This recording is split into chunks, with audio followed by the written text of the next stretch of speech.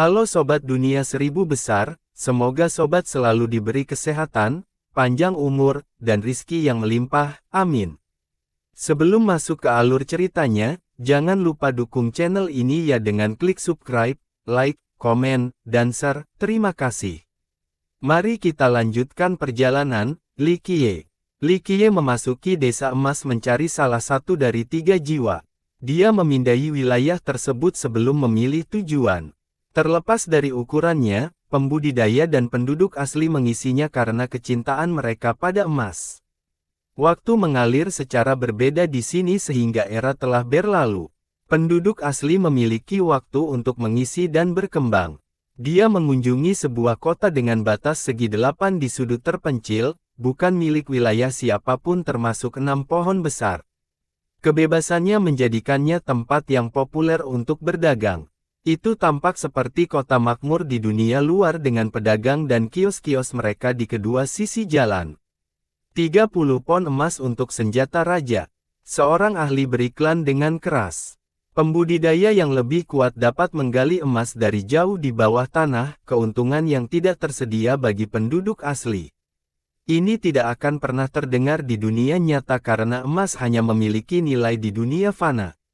Pembudidaya hanya peduli dengan kekacauan, batu giok halus dan barang-barang serupa.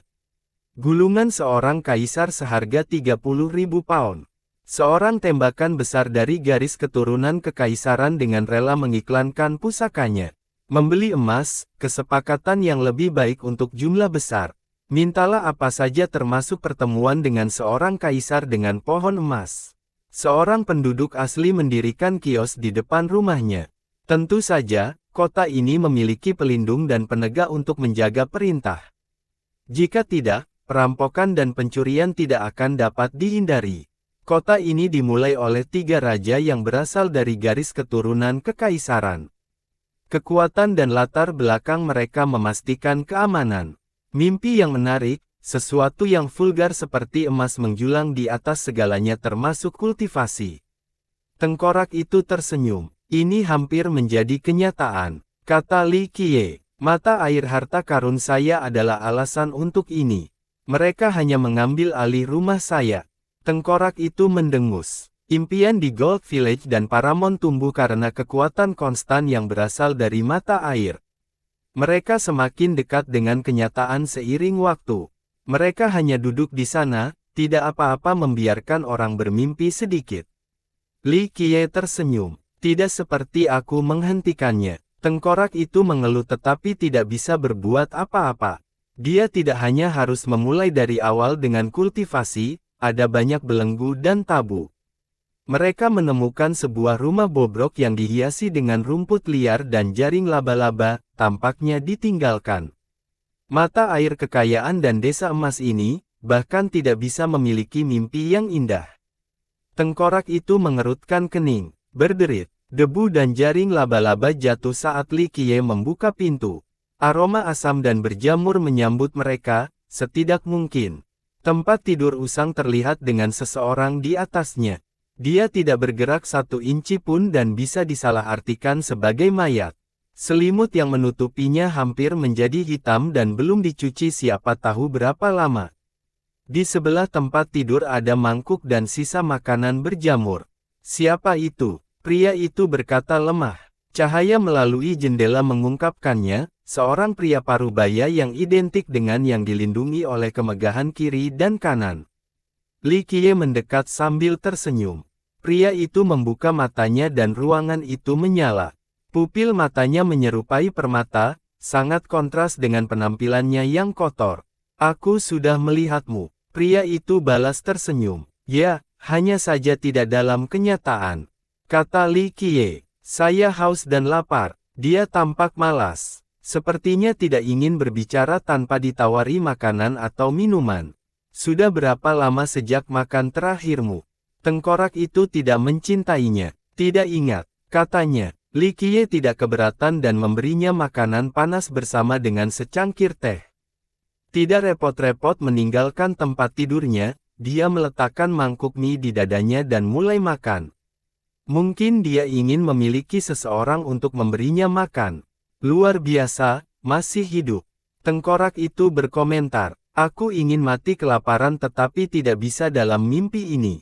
Kata pria itu. Setelah beberapa lama, dia akhirnya kenyang dan menyeka mulutnya menggunakan selimut. Apa gunanya menjadi seperti ini? Tengkorak itu bertanya, apa maksudmu? Dia bertanya, seluruh desa ini adalah impianmu.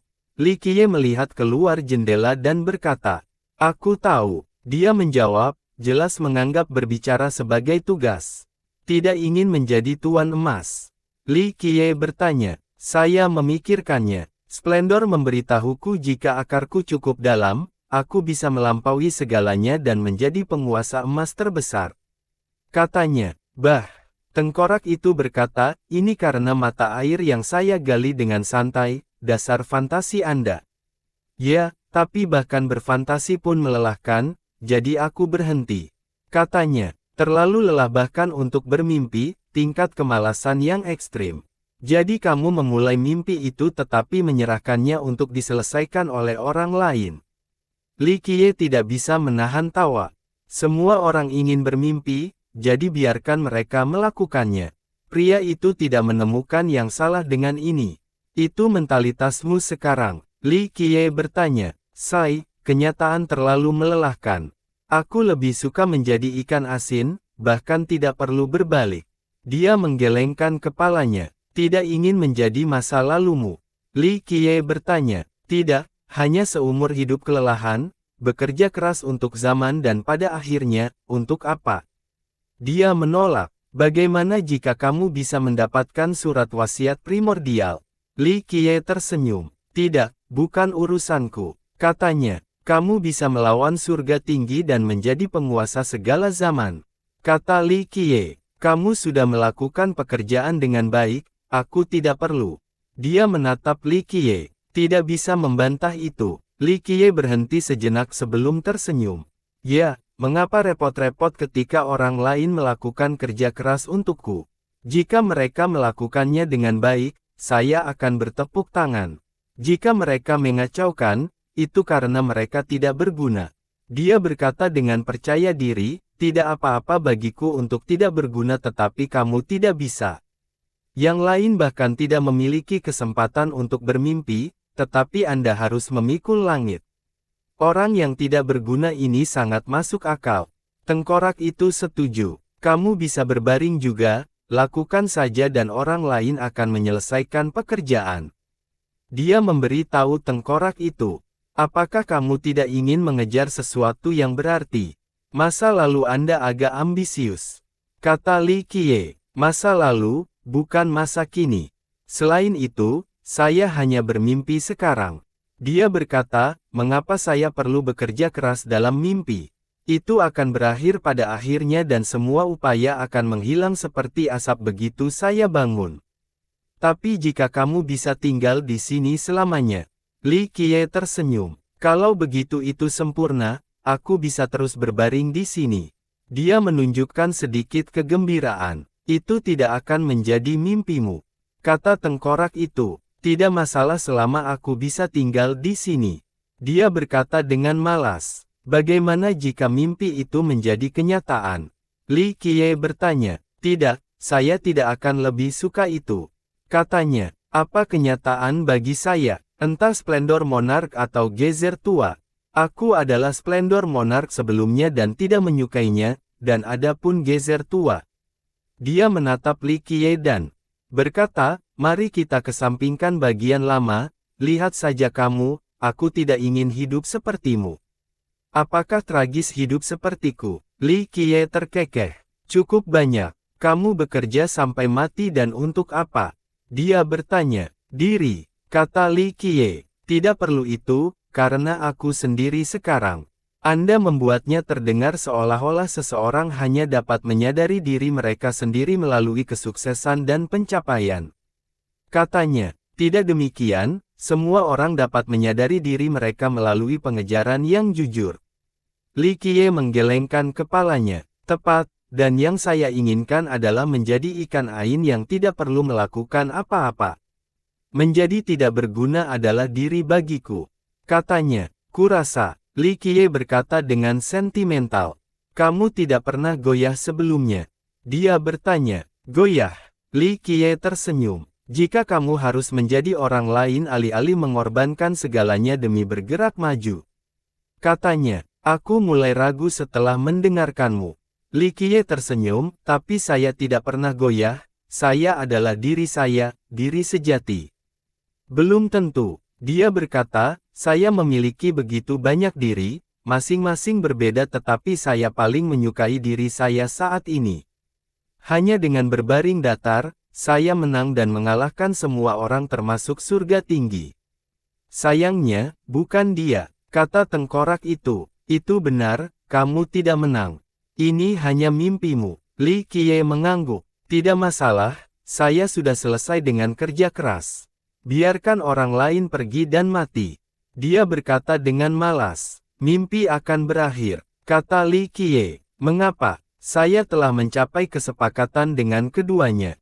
Selama saya tidak keluar, mereka tidak bisa menyeret saya keluar. Katanya, haruskah aku menyeretmu keluar sekarang?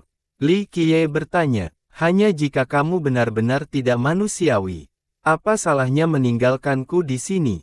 Dia menjadi ketakutan. Saya pikir Anda akan tidak ada lagi jika ini terus berlanjut.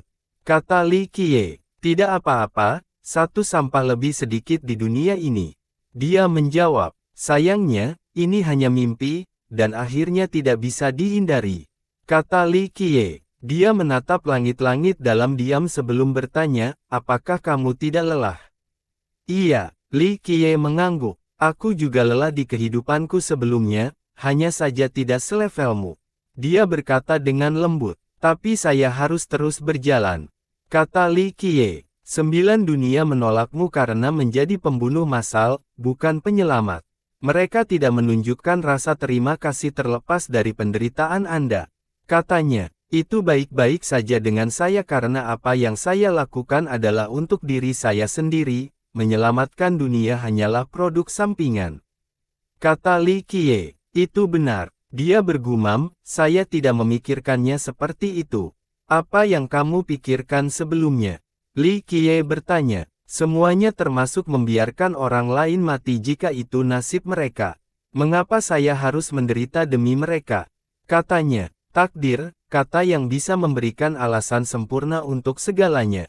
Li Qiye tersenyum. Menyalahkan orang lain selalu lebih baik daripada menyalahkan diri sendiri, kan? Tidak peduli seberapa keras Anda berusaha atau seberapa lelah Anda tidak bisa lepas dari hasil yang sama. Katanya, begitulah cara seseorang jatuh ke dalam kegelapan. Kata Li Qiye, tergantung pada perspektif seseorang, penderitaan yang tidak perlu adalah kegelapan sementara beberapa orang yang jatuh menjadi bebas untuk menemukan sukacita. Kegelapan dan cahaya, apa bedanya? Katanya, madu satu orang adalah racun orang lain. Li Qiye berkata dengan sentimental. Itulah mengapa saya di sini sekarang. Dia mengangguk. Sayangnya, keyakinanmu tidak akan memengaruhiku. Kata Li Qiye, kalau begitu kamu lakukan kamu dan aku akan terus tinggal di sini. Teruslah bekerja dengan baik, saya tidak. Diperlukan selain memberi Anda jempol jika Anda melakukannya dengan baik. Katanya, apakah kamu bisa mengangkat ibu jari saat kamu malas ini? Tengkorak menyela. Say, jangan terlalu pilih-pilih, itu akan menjadi acungan jempol di hatiku. Katanya, tidak apa-apa juga, mengacungkan jempol terlalu banyak pekerjaan untuk ikan asin. Li Qiye mengangguk, jika tidak ada yang lain, berhentilah mengganggu tidurku. Kata pria itu. Li Qiye berdiri di sana sambil tersenyum. Masih belum pergi. Dia bertanya lagi. Aku ingin membawamu pergi dari tempat ini. Kata Li Qiye. Tidak mudah bagiku untuk mencapai titik ini, mengapa aku harus kembali? Dia bertanya. Karena ini bukan kamu. Kata Li Qiye. Bagaimana? Aku adalah diriku, diciptakan dari jiwa. Apakah Anda yakin bahwa Anda adalah diri Anda yang sebenarnya saat ini? Buka 3 jiwa untuk memeriksanya. Dia membalas. 3 jiwa, bukan 1, itu tidak lengkap dan jika tidak lengkap, itu tidak bisa dianggap sebagai diri sejati. Kata Li Qiye. Nyawa yang cacat seharusnya tidak ada. Bagaimana dengan seseorang dengan cacat saat lahir? Katanya, mereka masih memiliki 3 jiwa. Li Qiye menggelengkan kepalanya. Ini keinginanmu, bukan keinginanku. Saya puas tinggal di sini sampai akhir zaman. Katanya, aku khawatir itu tidak terserah kamu. Li Qiye tersenyum. Pria itu menjadi tidak senang saat dia berkata, sangat ingin membawaku kembali, apa rencanamu? Anda tidak memiliki apapun untuk menjadi bagian dari rencana. Li Qiye melambai. Harta karun, tentu saja tidak. Jika ada sesuatu di dunia fana, itu mirip dengan kehendak primordial, tetapi kamu sudah memilikinya. Katanya, selama ini, kehendak primordial bukanlah pengejaranku, aku akan melepaskannya. Kata Li Qiye, apakah itu lelucon? Komentar santai ini menggerakkan pria itu, hampir menyebabkan dia melompat dari tempat tidur. Itu lelucon, kan? Dia memelototi Li Qiye. Tidak, itu unik dan tak tertandingi, tapi itu adalah sesuatu yang kamu cari sejak awal, bukan milikku. Kata Li Qiye, kebohongan. Yang lain mencarinya untuk zaman dan Anda melintasi dunia, menghabiskan semua upaya Anda untuk mendapatkannya. Sekarang Anda akan membuangnya. Apakah kamu gila? Dia tidak menahan diri, sepertinya hampir menamparkan Li Qiye. Kamu tidak berbaring datar lagi. Li Qiye menyeringai. Dia mendapatkan kembali akalnya dan berbaring kembali, kempes seolah-olah energinya telah terkuras. Kurasa kamu tidak akan bisa menyerah. Kata Li Qiye. Tentu saja aku bisa, semua hal lain dari sebelumnya itu tidak masuk akal, tidak ada gunanya hidup dalam kelelahan terus-menerus. Katanya, lalu mengapa agitasi? Li Qiye bertanya. Apakah kamu benar-benar melepaskan kehendak primordial? Dia menatap Li Qiye dan bertanya lagi. Mengapa tidak? Li Qiye berkata dengan tenang. Kamu tahu potensinya, bahkan lebih dari aku. Katanya, saya memahaminya, tidak ada yang lebih memahaminya. Kata Li Qiye, mengapa kamu repot-repot menemukannya? Dia bertanya, seperti yang telah kukatakan, kamu menginginkannya, bukan aku. Kata Li Qiye, tapi kamu masih menemukannya. Dia membalas, yah, semua penderitaanku seharusnya bukan. Li Qiye menjawab, mereka akan jika Anda membuangnya. Dia gelisah, saya hanya peduli dengan pengejaran saya. Li Qiye menggelengkan kepalanya, kamu pasti tahu bahwa untuk menang melawan surga yang jahat, kamu harus memiliki kemauan primordial. Dia mengingatkan Li Qiye, itu spekulasimu. Li Qiye berkata, saya berpikir berbeda, kehendak primordial masih merupakan barang eksternal, itu tidak akan melampaui saya. Kamu masih berpikir kamu bisa menang? Dia bertanya, katakanlah, kamu adalah makhluk abadi dengan kehendak primordial, bisakah kamu mengalahkan surga yang jahat? Li Qiye menjawab, dengan sebuah pertanyaan. Dia merenung sebelum menjawab, tidak 100% tetapi setidaknya ada peluang. Dan kamu, Li Qiye tersenyum pada tengkorak itu. Dengan akar saya sebelumnya, tidak. Tengkorak itu berkata, tetapi dengan metamorfosis yang berhasil di puncakku, dan kamu memberiku keinginan primordialmu, mengalahkannya bukanlah masalah. Saya telah berbicara tentang bagaimana Anda berbeda dari para gezer.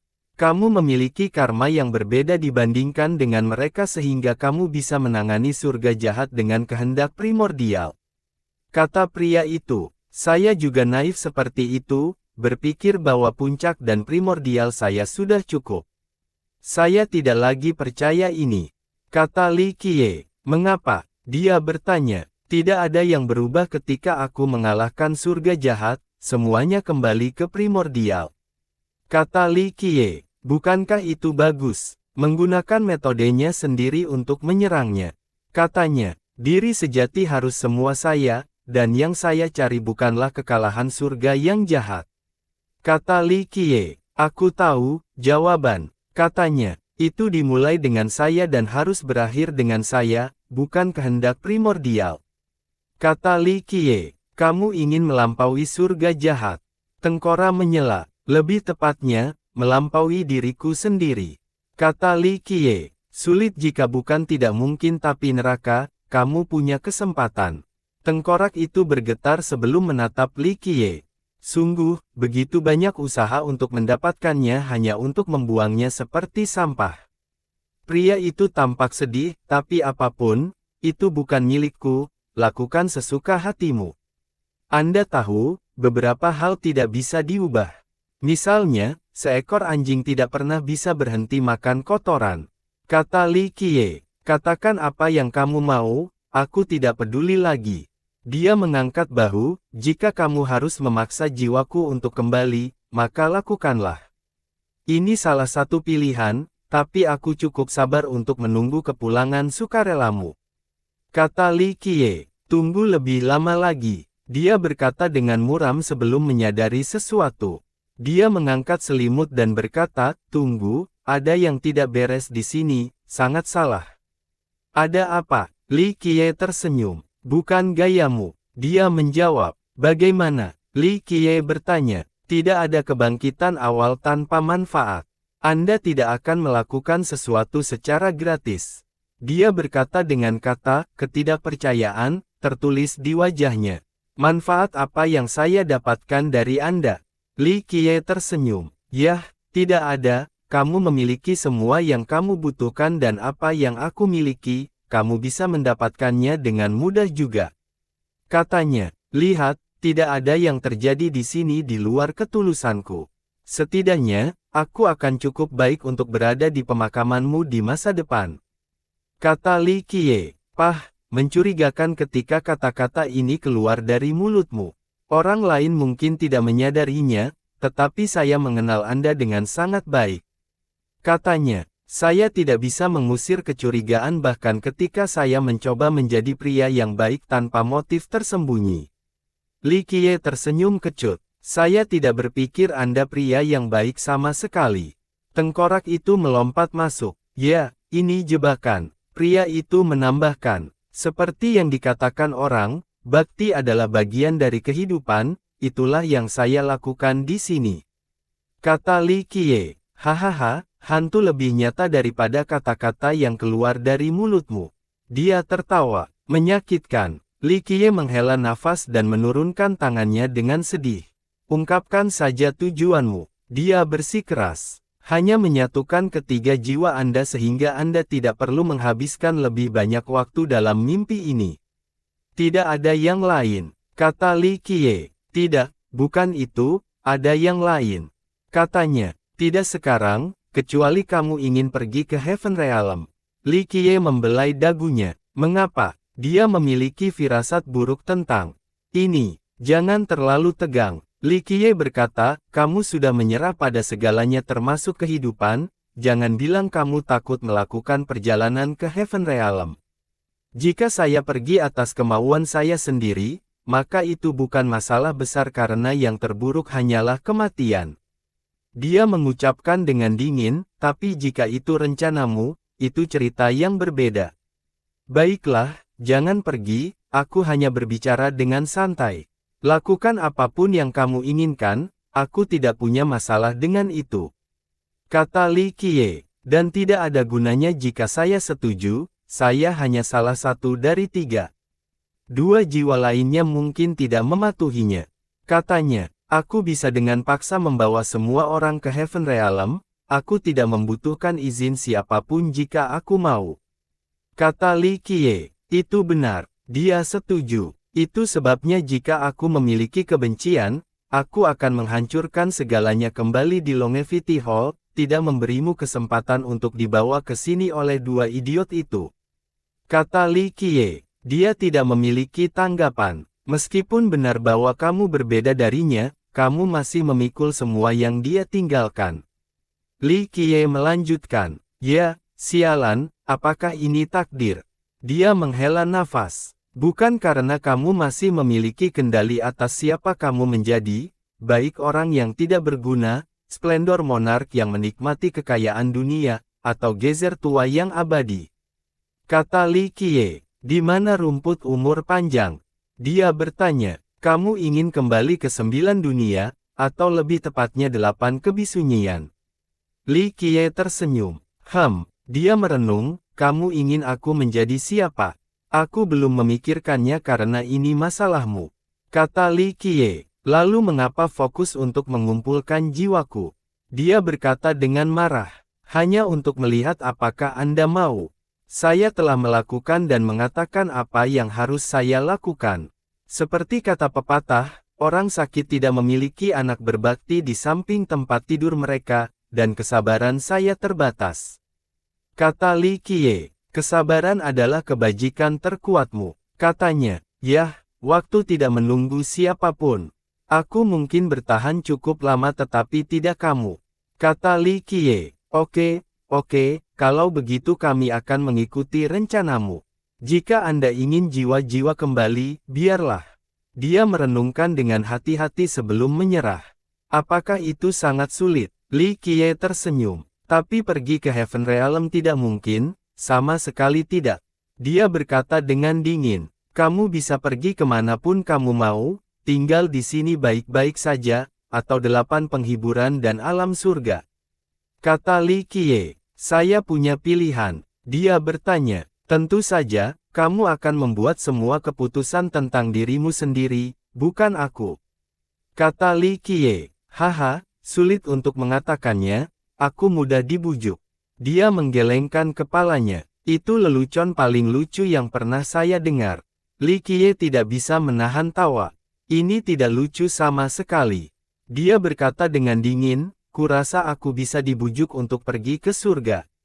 Berhentilah di sana. Li Qiye melambai dan menyela, saya tidak disalahkan untuk ini. Saya tidak menyuruh Anda pergi. Mungkin kamu belum pernah memikirkannya sebelumnya tapi aku yakin kamu memikirkannya sekarang. Dia mencibir. Disalahkan secara tidak adil sekali lagi, ini adalah masa yang kejam yang kita jalani. Li Qiye tersenyum tak berdaya. Aku mengenalmu lebih baik dari siapapun. Ada alasan mengapa Anda ingin saya pergi ke sana. Katanya, jangan pergi, kata Li Qiye. Seperti yang saya katakan, saya adalah orang yang berhati lembut dan hanya salah satu dari 3 jiwa. Aku akan mendengarkanmu. Dia mengambil waktu sejenak sebelum menatap Li Qiye. Jika kamu pikir aku ingin kamu pergi ke Heaven Realm, maka lakukanlah, toh itu bukan tempat yang buruk. Kata Li Qiye, tidak ada yang baik di tempat terkutuk itu. Kata pria itu, selalu ada yang baik di dunia manapun, hanya saja kamu tidak ada yang baik. Kata Li Qiye, aku mengatakan hal yang sama padamu. Dia melotot, mungkin, tapi apakah aku tidak di sini untuk memeriksamu? Aku tidak ingin melihatmu mati dalam mimpi ini. Li Qiye tersenyum. Apakah kamu akan berada di sini jika aku tidak memiliki nilai yang tersisa? Dia berdebat. Dugaan semacam ini tidak perlu karena saya ada di sini dan tidak ada orang lain. Kata Li Qiye. Seekor kucing menangis untuk tikus. Dia berkata dengan dingin. Apakah kita sudah siap untuk pergi? Kata Li Qiye. Baiklah, aku sudah cukup lama di sini. Sepertinya aku tidak punya pilihan. Katanya sebelum menghilang ke tanah. Bagaimana kalian berdua terkait? Tengkorak itu bertanya pada Li Qiye. Hanya kenalan. Li Qiye tersenyum. Haha, sepertinya lebih seperti ayah dan anak bagiku. Tengkorak itu tertawa. Apakah kamu bosan? Pergi gali sesuatu. Kata Li Qiye. Apa yang akan saya gali dengan tubuh ini? Kata tengkorak itu. Anda membuat musim semi ini sehingga Anda paling mengetahuinya. Kata Li Qiye, saya terlalu rapuh untuk itu sekarang, tidak bisa sampai di sana. Tengkorak itu menjadi marah. Jangan khawatir, aku di sini. Li Qiye tersenyum dan mengetuk tengkoraknya, menyalurkan cahaya primordial ke dalamnya. Bam! Dia kemudian menghancurkannya ke tanah. Brengsek, ini belum berakhir. Suara tengkorak itu tertinggal dan menghilang saat dikirim ke mata air. Li Qiye kemudian melihat sekeliling ruangan yang kotor dan berkata, betapa menyedihkan. Dia mengeluarkan kursi dan meletakkannya di dekat jendela, duduk dan berjemur di bawah sinar matahari. Orang tua, hidup kembali, meskipun tidak seperti dirimu sendiri, masih terasa baik. Dia bergumam, hidup saja itu baik. Dia menghela nafas dan menutup matanya, menikmati istirahat sejenak. Berdengung. Setelah siapa yang tahu berapa lama, cahaya keemasan menyembur keluar dari ruangan dan menerangi langit sedetik sebelum menghilang. Itu masih memperingatkan banyak pembudidaya dan penduduk asli. Orang-orang di dekat rumah segera bergegas, mengira itu mungkin tambang emas.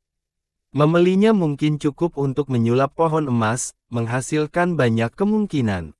Apakah kamu melihat dari mana cahaya itu datang sekarang? Banyak yang menerobos masuk dan melihat Li Qiye di dalam.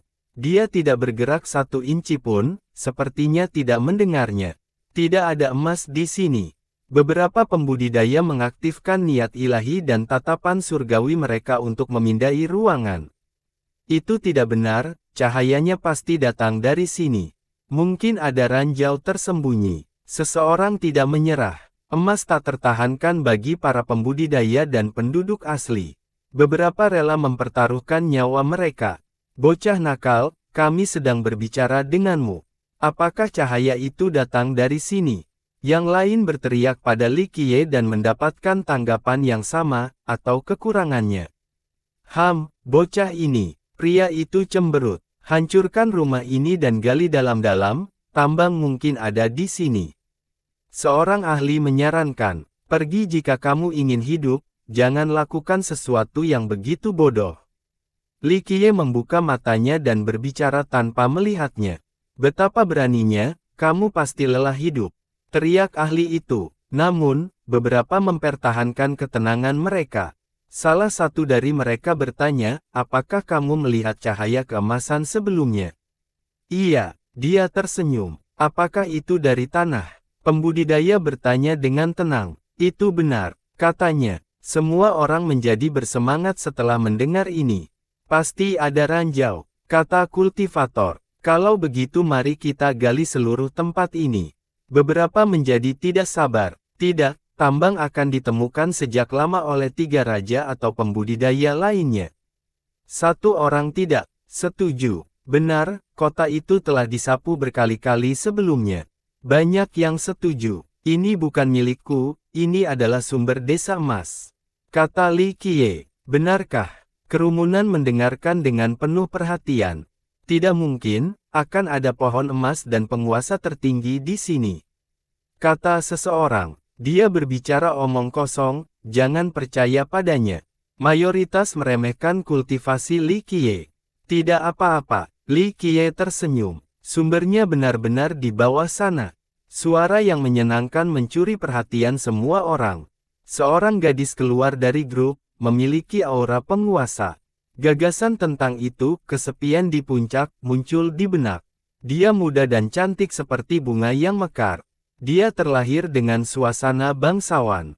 Matanya cerah tetapi ada sedikit melankolis di antara alisnya. Dia sepertinya jauh dari rumah dan merindukannya.